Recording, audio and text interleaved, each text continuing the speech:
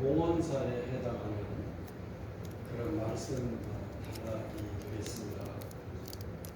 그런데 봉헌사인데 형식은 어떻게 되어 있어요? 기도의 형식으로 되어 있잖아요. 이모저모를 솔로몬은 짚어가면서 감격적으로 하나님을 향해 기도를 올리고 있습니다. 물론 이스라엘을 대표해서 말이죠. 그리고 그 중에 이제 그 끝부분 한 대목을 보는 것인데 특히 이 부분을 좀 보고 싶자 하는 것은 우리 인간을 아마 성경 전체를 놓고 볼 때 이 사람이라고 하는 존재가 어떠한가 할 때 솔로몬처럼 직설적으로 말하는 사람은 없을 것 같습니다. 뭐라고 말합니까? 범죄하지 아니하는 사람이 없사오니 이렇게 말합니다. 솔직히 우리가 감옥 생활을 경험하지 않은 입장에서 감옥에 범죄해서 감옥에 들어가는 경험을 하지 아니한 보통의 삶을 살아가는 우리로서는 범죄하지 아니하는 사람이 이 땅에 없사오니라는 이 솔로몬의 말을 얼른 실감하기가 어려울 것 같습니다. 그렇지만 신앙의 눈으로 보면 이 말처럼 정말 정확하고 또 우리가 품어야 할 말씀이 없는 줄 알고 공감을 하게 되는데요. 이렇게 허물이 있는 인간이 여러 경우를 앞에서 짚었거든요. 이렇게 인간 존재 자체를 어떤 죄라고 하는 시각에서 증거하고 그리고 이런 우리가 이 범죄 때문에 남의 나라에 끌려가는 슬픔을 겪을 때 그 남의 나라에서라도 하나님을 향하여 기도를 올리면 하나님 우리의 기도를 받으셔야 되는 것 아니겠습니까? 어떻게 보면 이렇게 강력한 호소가 담긴 말씀 자락이 되겠습니다. 저는 이 솔로몬의 기도를 우리가 보통 공중기도 그런 말 하잖아요. 혹은 회중기도 혹은 대표기도 이 한 모형을 보여주고 있다고 생각합니다. 이제 저도 조금 연륜이 더해가니까 자꾸 이렇게 돌아보게 되더라고요. 회고적이 된다 이렇게 표현을 하는데요. 이렇게 이제 돌아보게 되고 어떤 회상에 잠기게 될 때 기도와 관련해서 떠오르는 생각이 있곤 합니다. 아직까지 풀지 못한 내용인데요. 그게 뭔가 하니까 대표 기도를 할 때 혹은 회중 기도를 할 때 님자를 붙여야 하는가라는 생각입니다. 하나님, 우리 교회를 돌아보소서. 우리 장로님들을 돌아보소서. 우리 권사님들을 도우소서. 우리는 보통 이렇게 기도하지 않습니까? 우리 집사님들에게도 힘을 주시고 또 우리 권사님 잘 기도하시는 것처럼 정말 우리 저는 고등부 교회 제가 조금 요즘은 강경파가 된 것 같아요. 교회의 얼굴을 보이지 아니하면 저는 90%는 교인이 아니다 이런 생각을 하는 편이에요. 교회가 하는 계획에 봉사에 참여하지 않는 교인은 90% 이상은 교인이 아니다. 교회에 와서 기도하지 않으면 그거는 기도가 아니다. 이런 강경한 생각에 젖어 있다가 최근에 어느 권사님을 통해서 제가 좀 충고를 받았다고 할까요? 교회에 이르지 아니하면서도 기도할 수 있습니다. 교회에 참여하지 못하고 있으면서도 성도일 수 있음을 이렇게 또 조종한 생각을 조종한 소중한 기회를 맛볼 수 있었습니다. 근데 우리 고3이니까 교회에 올 수가 없잖아요. 그런데 그런 이들을 정말 초청해서 밥도 먹고 또 쉬기도 하고 얘기도 나누고 그랬다고 하니 얼마나 고맙습니까? 권사님께서도 아마 저 같은 마음이어서 그걸 기도로 풀어주셨다고 생각합니다. 이럴 때 우리 선생님을 사랑하고 하나님께서 기도 올리오니 우리 선생님들을 받아주소서 이렇게 기도하잖아요. 근데 저는 제가 기도와 관련해서 두 분의 인상 깊은 그런 두 분을 통한 그런 경험이 있는데요. 한 분은 장로님이고 한 분은 목사님입니다. 이 장로님은 절대로 앞에 나서서 회중을 대표해서 기도할 때 인자를 붙이면 안 됩니다. 그래서 그분은요 실제로 실천하고 있어요. 목사님을 하나님 도우소서 이렇게 기도하시는 법이 없었고 그런 기도로 순서가 될 때 항상 주의 종에게 라고 인자 없이 하나님 주의 종에게 힘을 주시고 영감을 주시옵소서 이렇게 기도하셨다는 것입니다. 그리고 이분은 고든 성격인지라 자신이 이렇게 기도할 뿐만 아니라 누군가가 교우들 중에서 혹은 이 장로님이 그렇게 기도하시면 용감하게 기회를 살려서 그것은 틀렸습니다. 이렇게 말씀하셨습니다. 처음 그 기도를 들을 때는 무척 낯설고 저도 그렇게 해보려고 했어요. 아무개 장로에게 하나님 힘을 주시옵소서. 아무개 권사를 도와주소서. 이렇게 기도해 보았는데 도대체 입에 익지를 않는 것입니다. 왜냐하면 그분을 위해서 기도하는 거잖아요. 그런데 그분을 마치 이렇게 다추어 보는 것 같은 느낌에서 벗어날 수가 없어서 지금도 그 말버릇을 고치지 못하고 있었습니다. 그런데 이것은 그 특정한 장로님만이 아니라 어느 목사님이 또 실천하고 있었습니다. 이분은 자신이 기도할 순서가 되었을 때 목사님들과 장로님들이 어우러진 노회에서 용감하게 그렇게 기도하였습니다.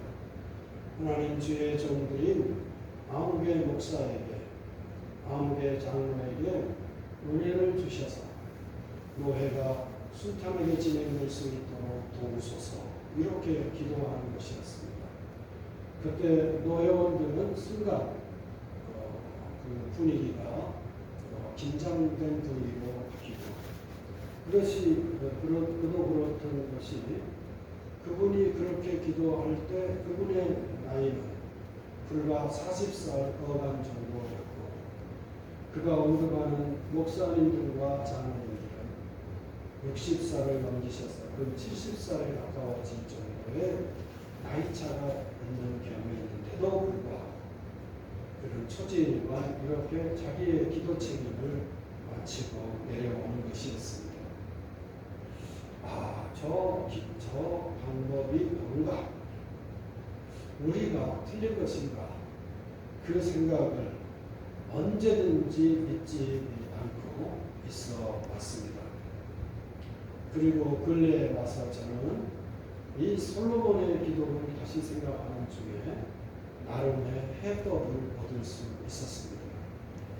성도 여러분, 좀 낯선 용어이지만 우리말인데 들어보신 적 있습니까? 압존법. 한자로 존경을 존중하는 어법을 누르는 방식이라는 말인데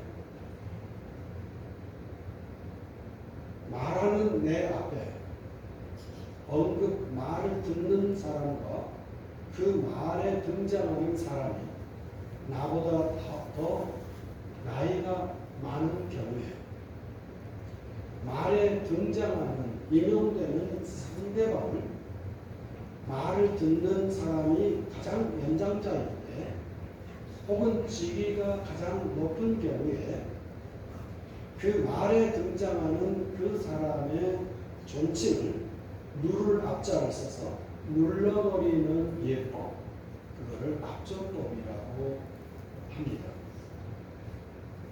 이런 예가 직장, 공무원 사회나 특히 군대 사회에서 아주 잘 볼 수 있는 사례라고 합니다.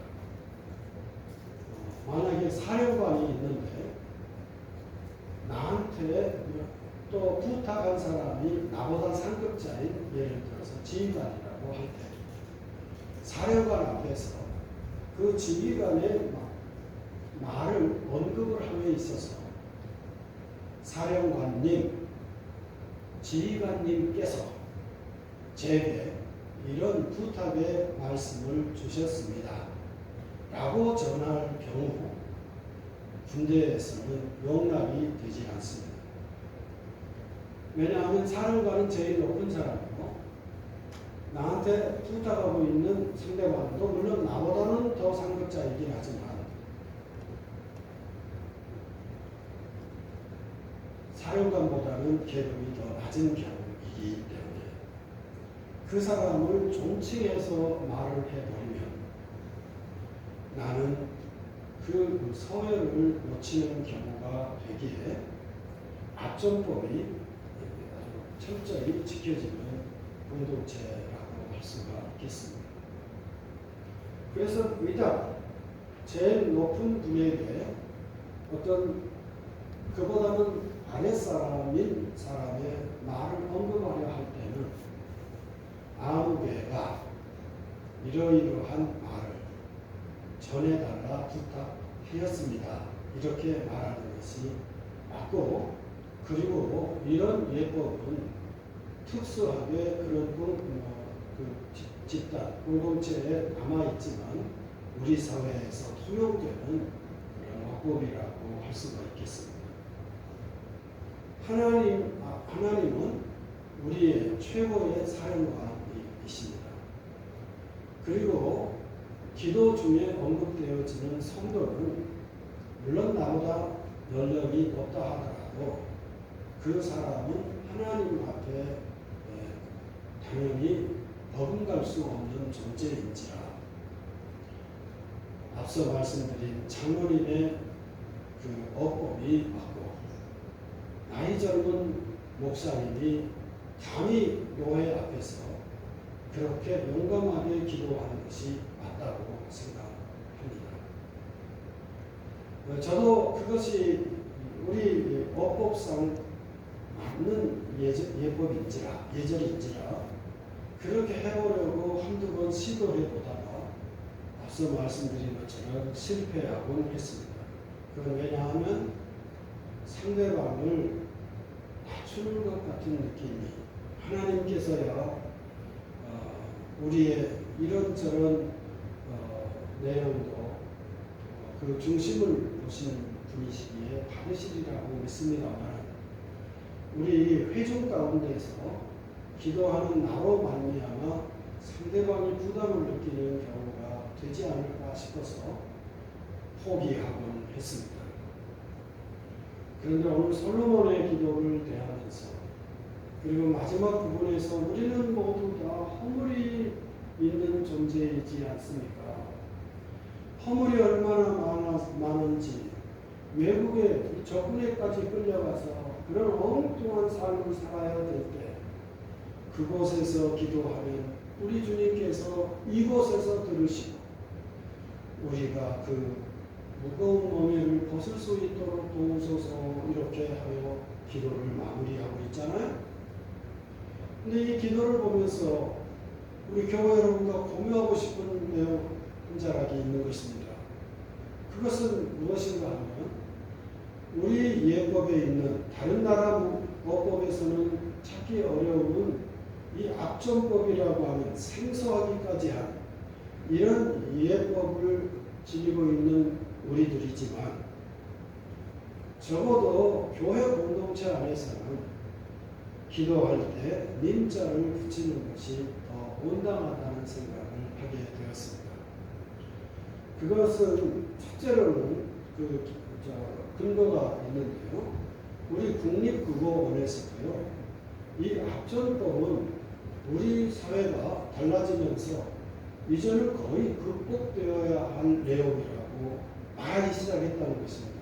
국립국어원은요. 다른 표현, 다른 표기법을 알려주는 면도 있어요.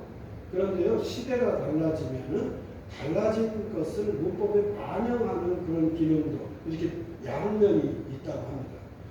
그러니까 합전법은 이 사회에서, 우리 사회에서 특히 다음 세대에서는 아마 사라질 것이라고 생각하기에 이거는 같이 가는 게 좋습니다라고 제안을 한다는 점이었습니다.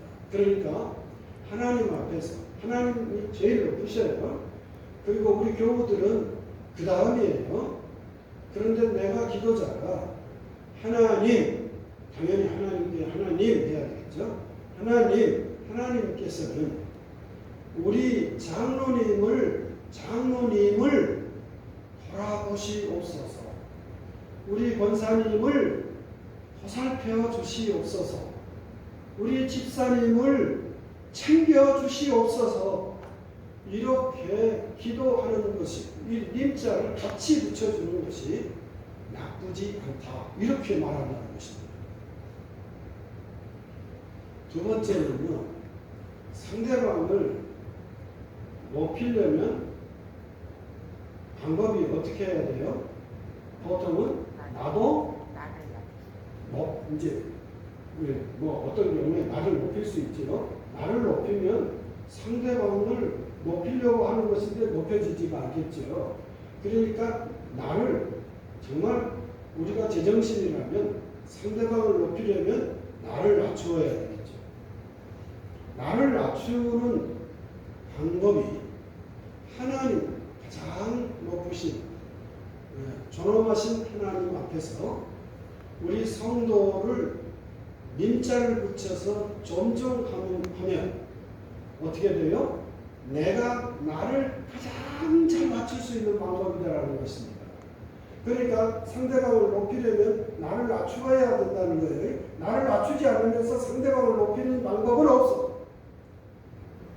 예의 바른 그리스도인이라면 교회 다니면서 왜 예의를 지켜야 되는지 무례한 교인들이 있어요. 가끔.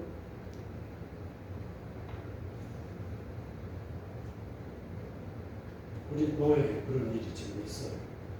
오늘 교회가 아주 무례한 일을 지금 하려고 그래요. 그거 말리러 가다가 제가 조금 이 상처를 당한 거예요. 오늘 목사님이 그래요. 세상에서 제일 무서운 호랭이보다 무서운 게 있대요. 두 개가 있대요. 하나는 일본 순사, 두 번째는 하나님을 잘 믿는데 무식한 교회. 이거 조금 일제시대 때 우리 신앙의 선진이 하신 말씀이에요. 어찌 교회 다니는 분을 무식하다고 말을 해야 하겠습니까? 그 말을 어폐가 있다고 인정하시라. 우리는 교양 있는 분들이니까. 그러긴 하지만 실제 교우들 중에 무례한 사람이 있어요. 근데 우리가 무례하다라고 하는 것을 느낄 때는요, 여러 경우가 있겠죠. 그런데 하나만 언급합시다. 상대방을 만났는데 이 양반이 예의가 없네, 무례하네, 이런 느낌을 받을 때는요, 자기를 높일 때. 상대방을 만나서 높여야 되는데 자기도 높여버려요. 그럴 때 우리는 부담을 느끼는 거예요. 근데 자기가 자기를 낮춰. 그러면 우리 깊은 감동을 맛보면서, 그런데 우리는 언제 자기를 낮출 수 있는가 하니까 기도할 때. 왜냐하면 우리는 기도하면서 예법상, 우리 관행상 하나님 우리 교우분들을 사랑해 주시옵소서. 우리 아무개님을 사랑해 주십시오. 어법은 틀렸을지라도 우리는 이상하게 그걸 관행적으로 해왔어요. 그런데 그 말이 맞아요. 이제는 사회도 국어학자들이 말해요. 합전법을 얘기하면, 아니 네가 어떻게 그 사람을 말을 높여? 군대에서는 이럴 때 어떻게 해요? 머리 박아 그러는 머리 박아 그런데 그럴 때 우리 사회 젊은 세대들이 그렇게 말하는 분을 가리켜서 두 글자로 하는 말 있죠? 뭐죠? 꼰대라. 꼰대라고 해버린대요. 요즘은 앞전법을 얘기하면요 꼰대라고 그래요. 그래서 얘기가 아예 통하진 않아. 그러니까 국립국어원도 그 현실을 인정하는 거예요. 교회는 앞전법을 시행하는 것이 아니고요. 오히려 기도 중에 아무개를 님자로 높임으로써 존엄하신 하나님 앞에 기도함으로써 사실은 나는 자기 자신도 그 사람보다는 낮아지는 거예요. 낮아짐으로써 우리 주님이 그토록 원하셨다. 우리가 섬기는 자가 되고 끝자리에 서면서 첫째가 된다라고 하는 말씀을 우리가 자신도 모르는 사이에 실천하고 있더라는 것입니다. 그래서 이렇게 압박합니다. 정리합니다. 교회 여러분, 자기 자신을 맞출 수 있는 최고의 방법이 무엇입니까? 누가 묻는다면 그거는 아무개를 위해서 기도하는 일입니다. 이렇게 바라봅시다. 왜냐 우리는 기도하면서요 아무개를 근데 그 목사님이 저는 이제는 틀렸다고 확신하게 됩니다.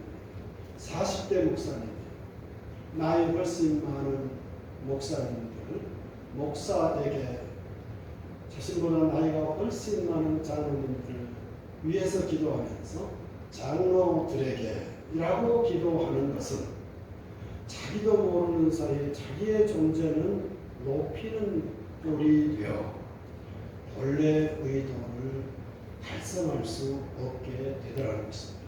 교회 여러분, 우리 교회는요 기도 중에 님자를 붙이는 일을 지속해 갔으면 좋겠습니다. 혹시 이후에 제가 경험했던 그런 장로님, 그런 목사님을 만나실지 모르겠습니다. 그럴 때 국립국어원의 예를 들고 그리고 솔로몬의 기도를 예로 들어서 예수님께서 그토록 사모하셨던 우리를 향해서 그리워하셨던 끝자리에서도 자기를 낮추어 상대방을 높일 수 있는 방식이기에 우리는 이렇게 부지런합니다. 이렇게 설명하실 수 있었으면 좋겠습니다. 그리고 기도하면서 스스로를 높이고 기도하면서 누군가를 낮출 수 있는 방법은 없는 까닭에 나를 낮추고 상대방을 높이려면 기도 외에는 다른 이유가 나갈 수 없음을 깨닫습니다. 우리 교회는 님자를 앞전법을 그 뜻은 이해하지만 앞전법을 벗어나서 님자를 붙여 하나님께 기도하는 영적 습관을 유지해가는 교회로 존속했으면 좋겠습니다. 그런 뜻으로 찬송가 53장을 찬송합니다.